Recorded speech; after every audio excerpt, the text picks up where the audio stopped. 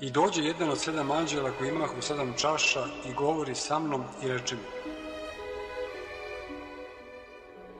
hodi da ti pokažem osudu bludnice koja sjedi na vodama mnogim, s kojom bludničiše carevi zemaljski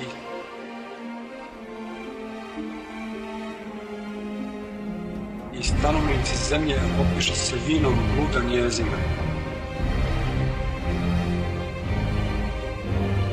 I odvede me u duhu u pustinju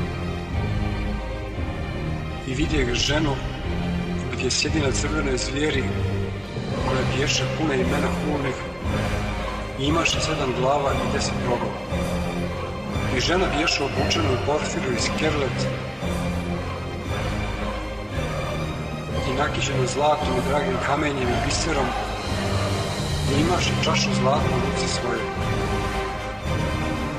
puno gnusoba i nečistota bluda svoga. I na čelu njezino napisano ime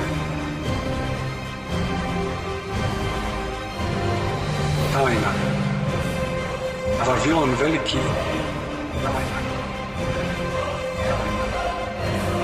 mati bludnica i gnusoba zemaljskih.